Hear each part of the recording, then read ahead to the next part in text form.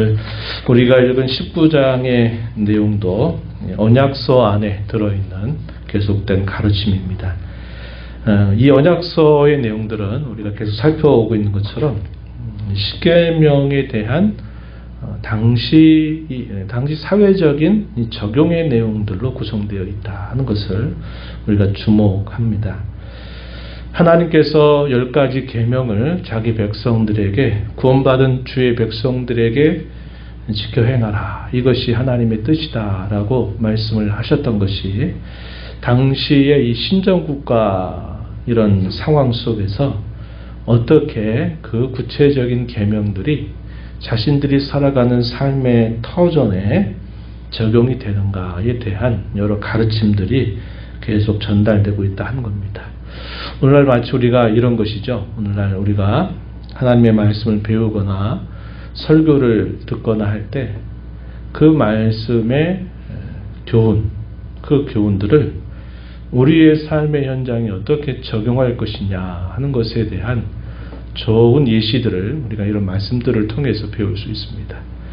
결국 우리가 하나님의 말씀을 계속 읽고 듣고 배우고 하는 그 궁극적인 목적은 그 하나님의 말씀의 법이 우리의 가치관이 되고 또 우리의 언어 생활이 되고 우리의 삶의 태도가 돼서 결국 우리의 삶이 그 말씀의 법에 따라 살아가게 하기 위한 목적이 있다는 겁니다. 그래서 우리가 말씀을 들은 것만으로 됐다 이렇게 멈춰 서서는 안 되고 그 받은 말씀을 내 삶 속에 어떻게 그 말씀을 적용해서 하나님의 뜻을 따라 살까, 우리가 여기를 깊이 고민하지 않으면 우리 신앙이 성장하기가 어렵다 하는 것을 우리가 기억하는 것이 좋을 것 같아요.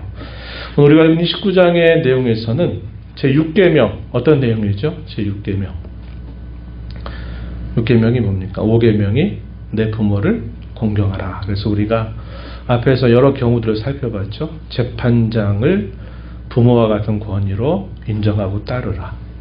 또 왕의 제도를 세우게 될 때 역시 그 왕도 부모와 같은 권위자이기 때문에 우리가 그의 말을 듣고 따르는 것이 마땅한 일이다 하는 것이고, 또 제사장의 경우 혹은 선지자의 경우도 마찬가지다 하는 겁니다. 하나님과 자기 백성 사이에 중간자 역할을 해서 선지자 같은 경우에도 그 말을 전할 때 그 말씀을 받는 일반 백성들은 그 말씀이 곧 하나님 자신의 말씀이다 라고 받아들이고 그 말씀을 따라야 된다 하는 것을 우리가 함께 살펴봤습니다. 그래서 이러한 하나님이 백성들 앞에 자기를 낳아주신 부모뿐만 아니라 재판을 행하거나 왕이 되거나 하나님 말씀을 전하는 이들에 대한 합당한 권위에 순종할 것을 가르쳐 주었습니다. 우리가 이 내용들을 몇 차례에 걸쳐서 살펴보았어요.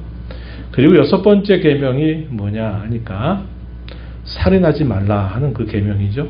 살인하지 말라라고 하는 계명의 한 적용의 원리들, 그것이 우리가 앞에서 읽은 1절부터 13절에 소개되고 있는 우리가 잘 아는 도피성 제도입니다. 도피성 제도 같은 경우도 생명을 함부로 해서는 안 된다는 중요한 원리가 깔려 있다고 하는 것입니다. 그리고 이어서 읽는 말씀, 예를 들어 땅의 경계표를 옮기지 말라라고 하는 이러한 내용들은 다른 사람의 것을 탐하지 말아라, 도둑질하지 말아라 하는 것에 대한 계명의 또 하나의 적용들이 된다는 겁니다. 그래서 8계명과 10번째 계명의 구체적인 적용 사례를 이런 가르침들을 통해서 전달해 주고 있다는 겁니다. 그래서 우리가 이 말씀을 보면서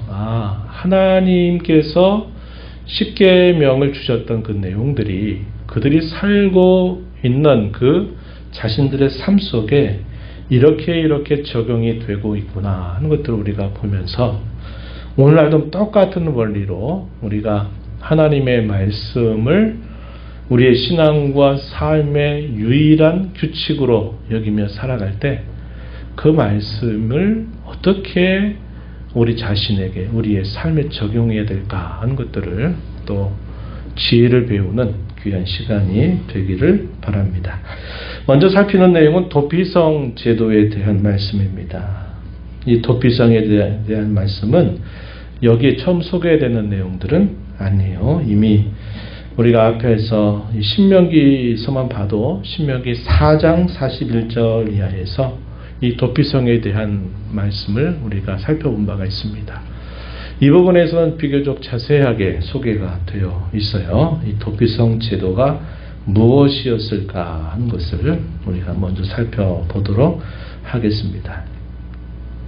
먼저 하나님께서 이러한 계명을 주실 때에 중요한 전제가 있어요. 그 전제가 무엇이냐? 1절 말씀에 보시면 이렇게 말합니다. 내 하나님 여호와께서 이 여러 민족을 멸절하시고 그 땅을 내게 주심으로 그들의 성읍과 가옥에 거주할 때, 당시 이 말씀을 받았던 이스라엘 자손들은 어디에 있었죠? 어디에 있었습니까?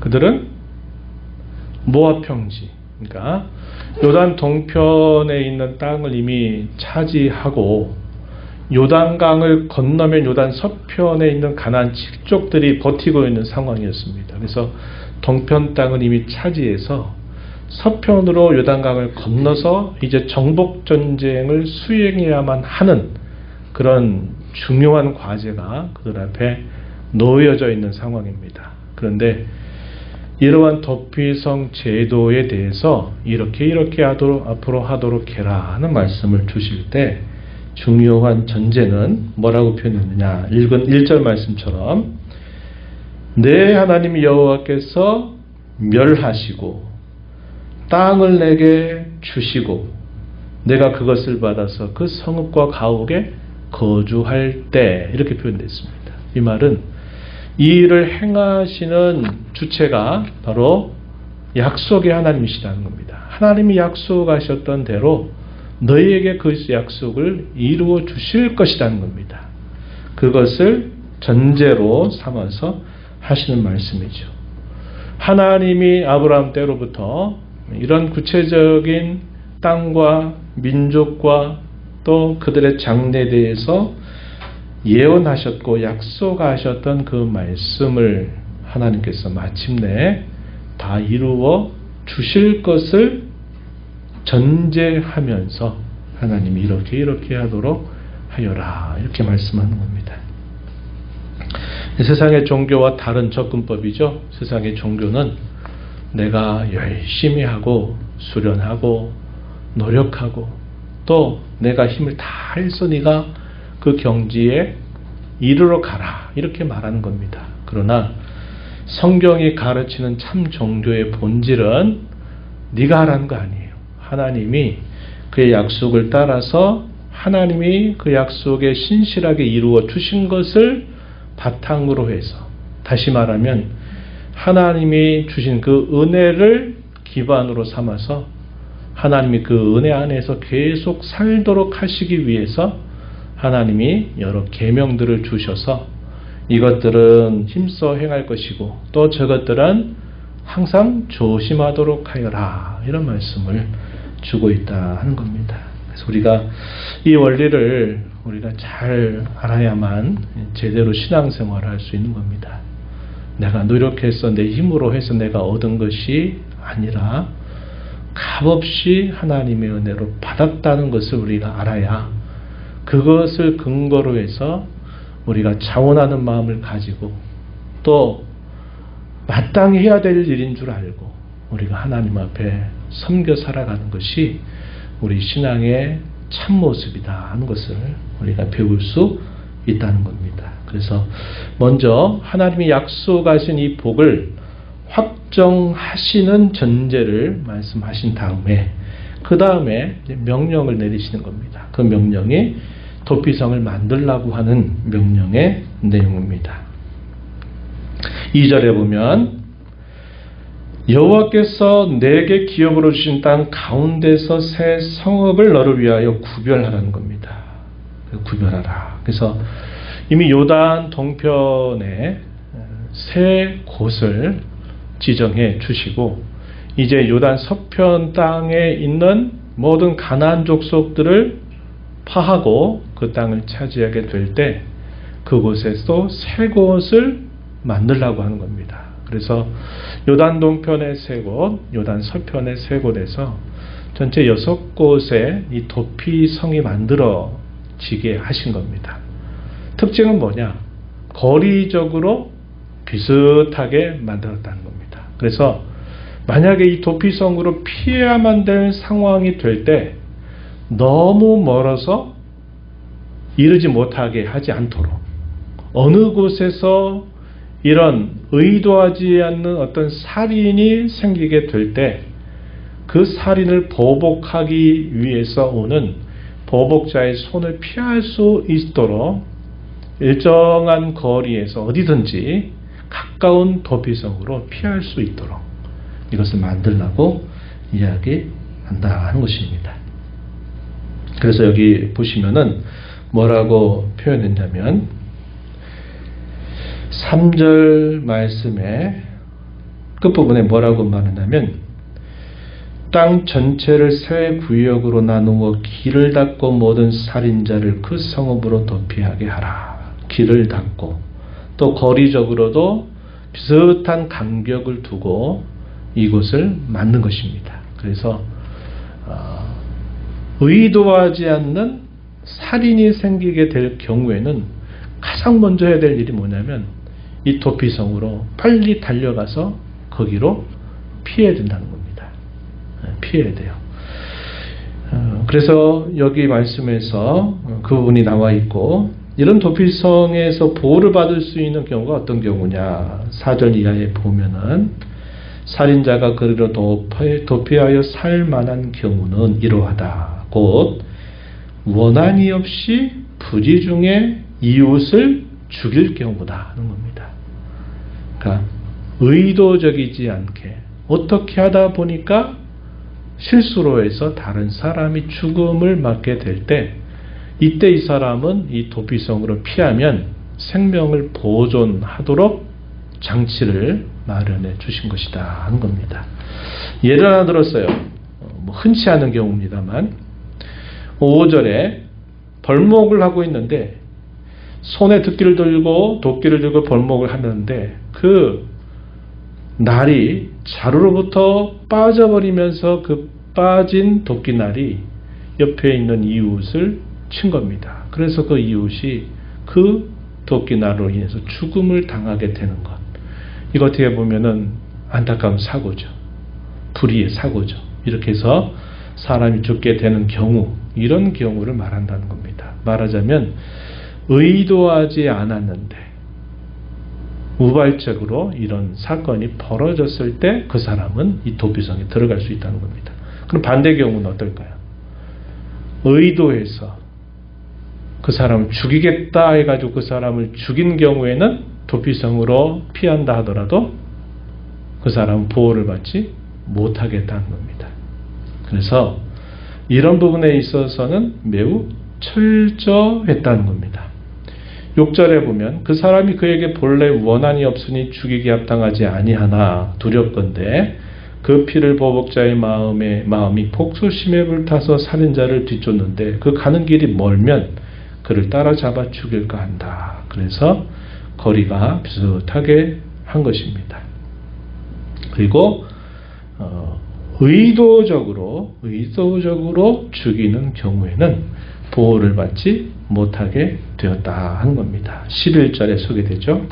그러나 만일 어떤 사람이 그의 이웃을 미워하여 엎드려 그를 기다리다가 일어나 상처를 입혀 죽게 하고 이한 성읍으로 도피하면 그럴 경우에는 보복자의 손에 넘겨 죽이게 할 것이다. 이렇게 말합니다. 그래서 이 도피성에서 보호받는 사람들은 바로 부지 중에 어떤 살인이 벌어지는 경우에만 해당이 되었다 하는 겁니다. 그리고 또 하나의 조건이 뭐냐면 그 사람이 예를 들어서 이 도피성으로부터 나왔을 때 피해 보복자, 가까운 친족들입니다. 원어로는 고엘이라고 그래요. 고엘. 만약에 도피성에 있어야만 되는데 그 사람이 부지 중에 살인한 사람이라도 도피성 바깥으로 나올 경우에는 피해 보복자에 의해서 죽임을 당해도 어떻게 할 수 없었어요. 그러니까 그 사람은 반드시 도피성 안에만 거해야 돼요. 언제까지일까요?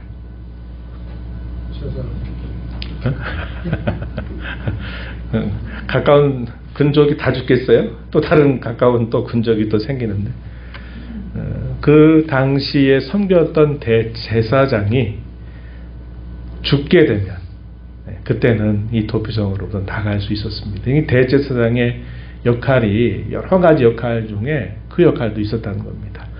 그 사람의 죽음을 통해서 이 도피성에 피해 있는 사람이 이제 그 죽음의 원한으로부터 벗어날 수 있도록 해줬다는 거예요. 이게 대제사장의 또 하나의 역할이었습니다. 그래서 이 도피성 안에 반드시 있어야 됐고, 그 도피성 안에 피해야 될 시간은 대제사장이 살아있는 동안에는 계속 거기에 머물러야만 됐고, 그가 죽고 난 다음에는 그 도피성으로 나와서 자기의 본래 기업과 친족으로 돌아갈 수 있게 되었다는 겁니다. 이러한 제도들을 통해서 우리가 배우게 되는 중요한 원리가 뭘까요? 도피성 안에 있으면 보호를 받지만 그 바깥으로 나오게 되면 보호를 받지 않고, 그 사람이 도피성 제도에서 보호를 받아서 일상적인 삶으로 돌아가려면 대상의 죽음이 있어야 된다 하는 것이죠. 이런 것들은 우리가 이제 신약 성경을 잘 알고 볼 때는 이게 뭘 우리에게 보여줄까요? 예수 그리스도께서 우리의 피난처가 되시고 우리의 대제사장이 되셔서 우리의 모든 죄의 형벌을 다 그의 죽음을 통해서 갚아주셨다고 하는 겁니다.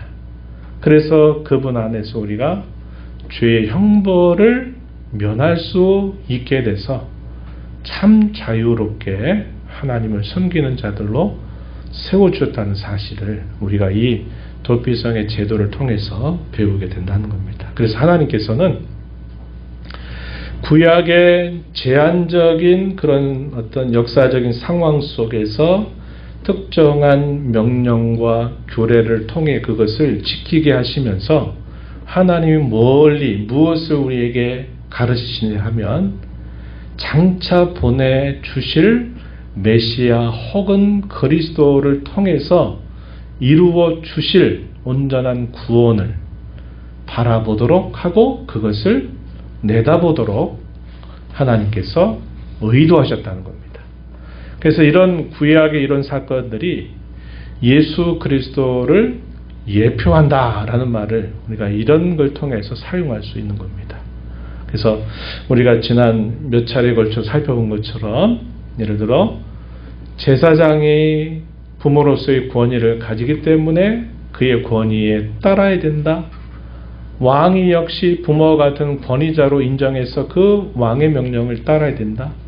선지자 또한 그가 비록 한 말이지만 그의 말이 곧 하나님이 하신 말씀이기에 그 말씀을 순종해야 된다 하는 것들은 바로 이러한 직분을 온전하게 행하실 메시아 혹은 그리스도를 역시 예표하게 하기 위해서 구약의 이런 특별한 역사적인 상황에 맞는 규례들을 통해서 그것을 가르치셨다고 하는 겁니다.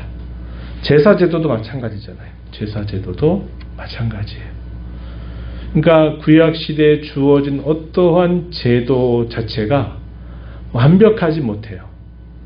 완벽하지 못합니다. 그것은 잠정적인 성격을 가지고 있는 거예요. 심지어 많은 구약의 성도들이 드렸던 제사도 그 자체가 그들의 죄를 깨끗하게 하지 못한다고 히브리서는 가르치고 있어요. 그러니까 구약의 이런 제사, 제도라든지 모든 것들은 하나의 교육도구입니다. 교육도구. 하나님이 장차 하신 일들에 대해서 미리 보여주고 바라보게 하고 또 기다리게 하고 소망하게 하시기 위한 하나의 보조적인 교육 재료들로 하나님께서 이런 것들을 구약시대에 명하셨다 하는 겁니다. 그래서 우리가 이런 도피성 제도를 통해서 그것을 볼 수 있다는 것이죠.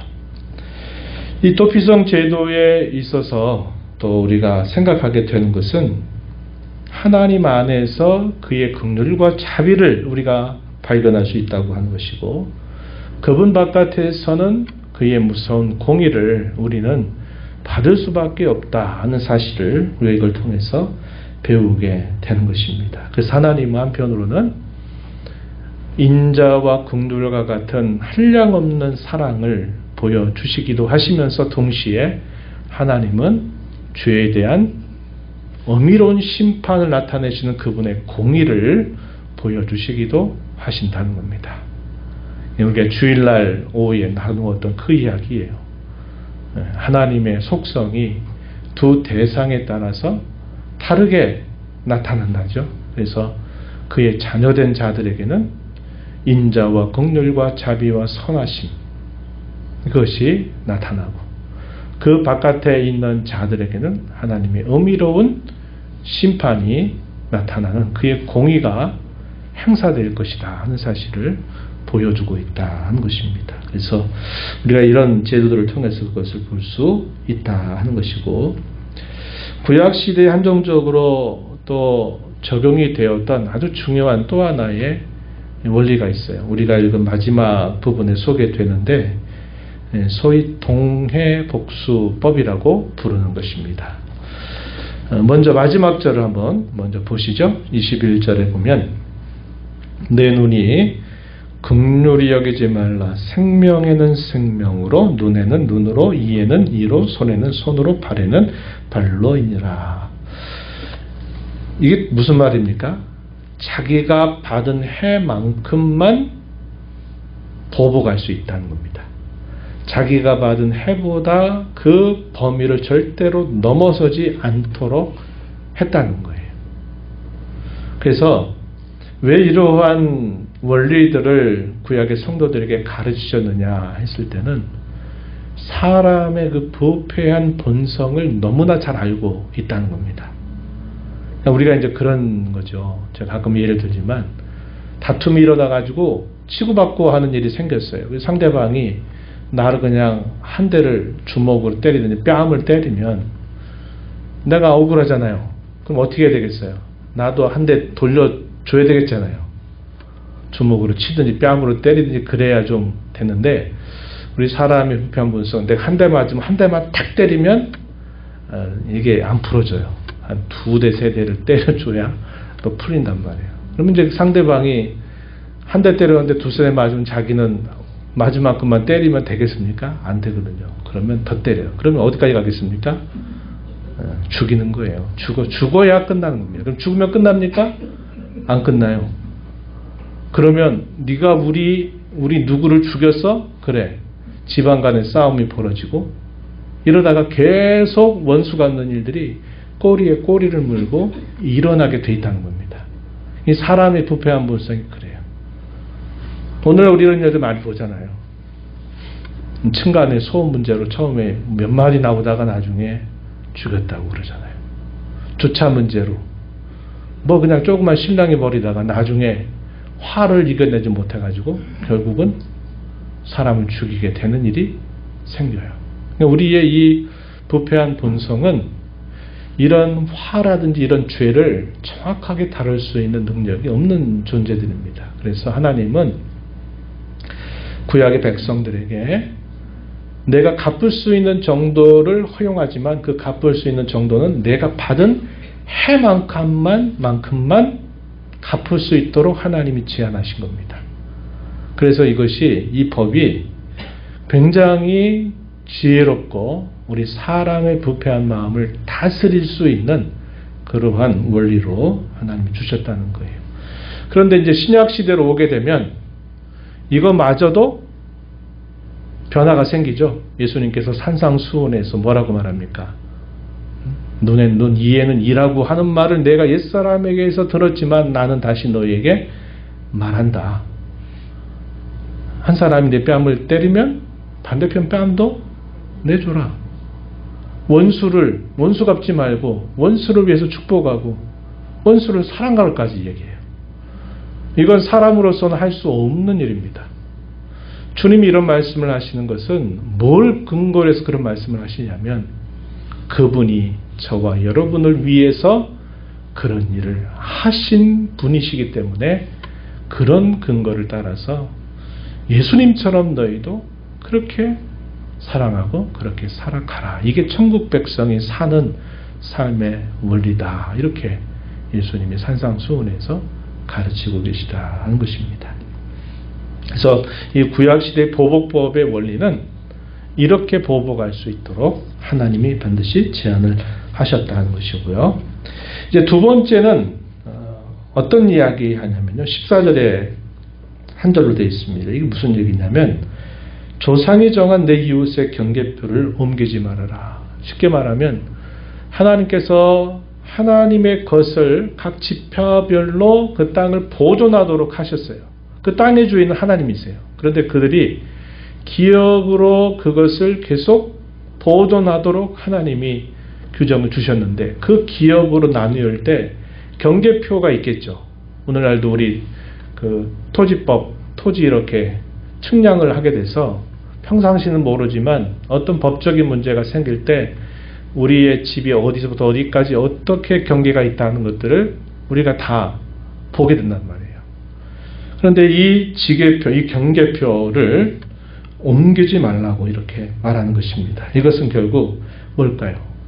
조금이라도 내 것을 더 차지하고 싶어하는 욕심, 탐심을 하나님이 금하시는 거죠. 이 탐심을 다루고 있는 법이 십계명 몇 계명이죠? 네? 탐심. 10번째 계명이죠. 10번째 계명. 네, 탐심. 십계명 제 10번째 계명은 모든 계명을 다 아우르는 그런 계명이다 제가 그랬죠. 사람의 마음을 다스리도록 주시는 법이 십계명 10번째 계명입니다. 8계명은 뭘까요? 네? 도둑질하지 마라. 실제로 남의 것을 내 것으로 취하는 행위를 규정하는 것이 이 8번째 계명이면 이 10번째 계명은 마음 자체를 제어하는 거예요. 내 것으로 취하려고 하는 마음, 탐하는 마음, 욕심 이런 것들을 하면 안 된다. 이렇게 규정하고 있는 것입니다. 그래서 이 경계표에 대한 것들은 8계명도 10계명도 다 적용이 되는 그런 법이 된다 하는 겁니다.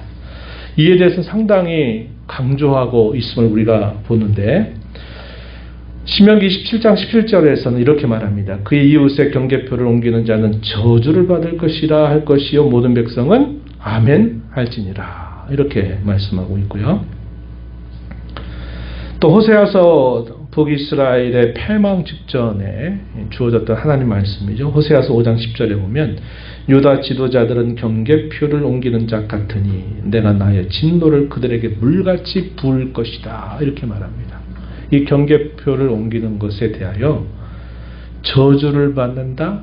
하나님의 진노가 임할 것이다. 라고 말할 만큼 이 부분을 엄격하게 명령으로 주시고 있다고 하는 것이죠.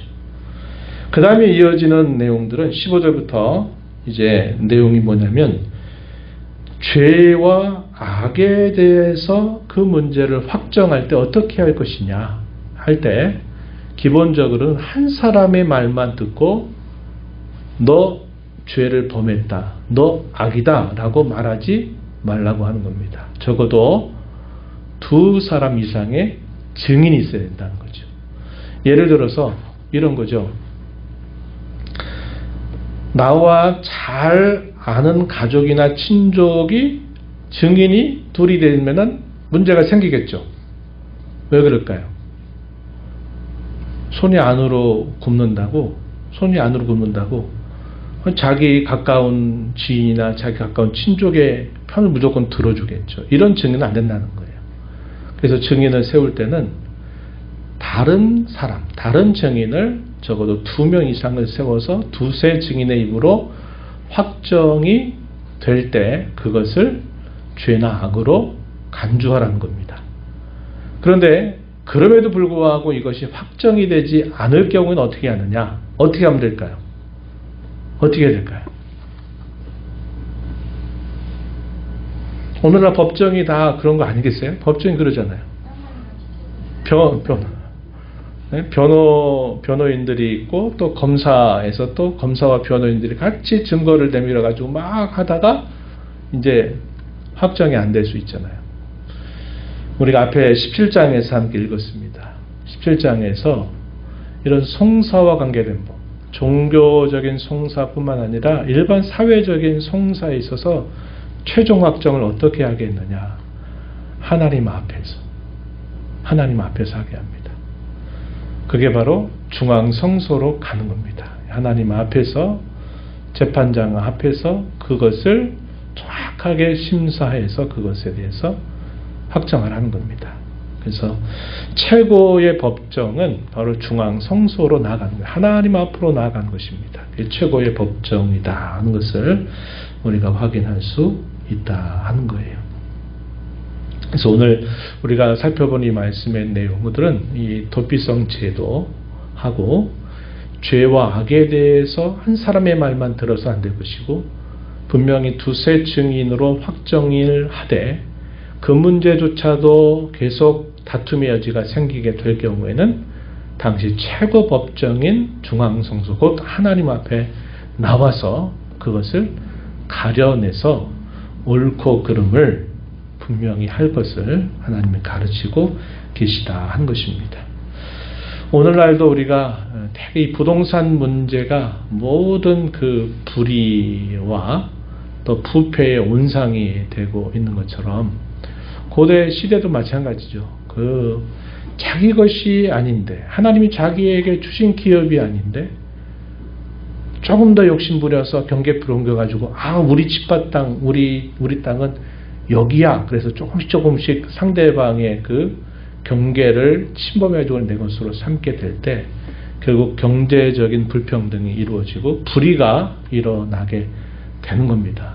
그래서 이런 문제에 관해서는 우리가 살펴본 것처럼 하나님이 아주 엄중하게 이런 문제를 금하고 계시다는 사실들을 우리가 확인해요.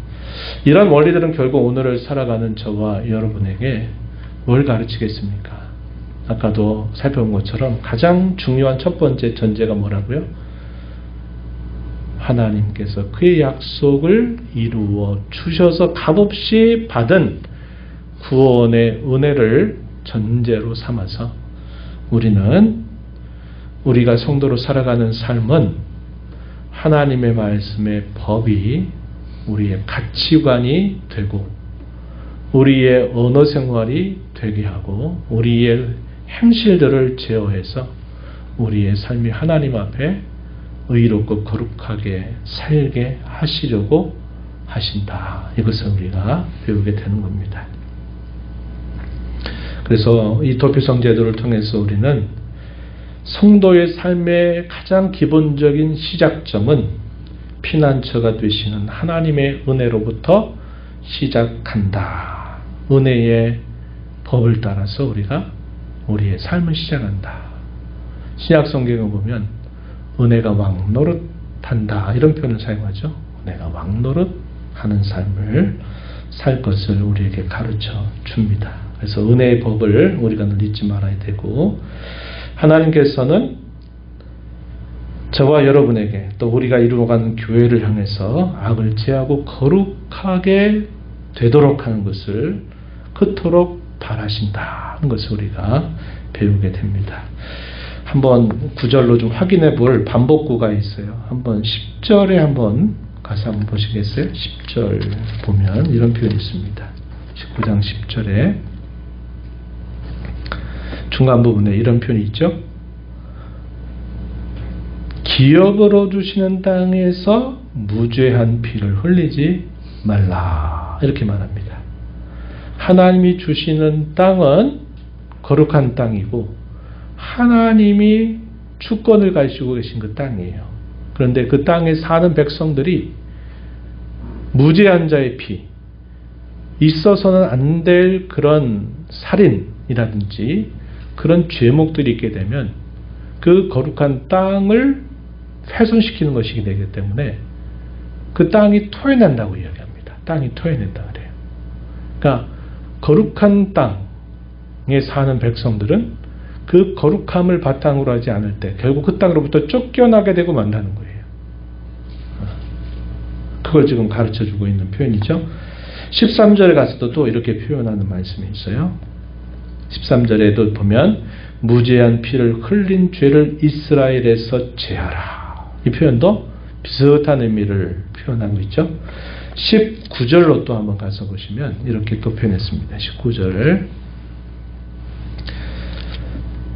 너희 중에서 뭐를 제하라? 악을 제하라는 겁니다. 너희 중에서 같은 하나님의 백성들 회 이렇게 말하는 표현이면서도 그들이 살고 있는 그 땅에서 악을 제해야 된다. 북이스라엘 나라의 패망, 남유다의 패망 사건을 우리가 이 관점에서도 해석할 수 있어요. 하나님이 주신 그 기업으로 주신 땅을 우상 숭배와 불의와 패악으로 인해서 그 땅을 더럽히니까 하나님이 그 땅에서 그 백성들을 토해내신 거예요. 이렇게 하시는 것을 우리가 이 패망의 원인을 짚을 수 있어요. 실제로 그런 죄를 범했던 것이고요. 그래서 이 말은 결국 오늘 이 땅이라고 하는 것은 그들의 삶의 모든 터전을 말하죠. 오늘 우리가 하나님이 우리에게 분정해 주신 한참 말이지만 우리가 하나님께로부터 우리가 받은 우리의 삶의 영역이라고 하는 게 있어요. 거리적으로도 그렇고 모든 면에서 모든 사람이 똑같은 일을 다 똑같이 살아가지는 못하죠. 하나님이 우리 각자에게 분정해 주신, 나누어서 정해 주신 그 삶을 우리가 살아가는 그 모든 삶의 모든 범주 혹은 그 모든 영역은 마치 뭐와 같다? 기업으로 준 땅과 같다. 우리가 이렇게 적용할 수 있어요.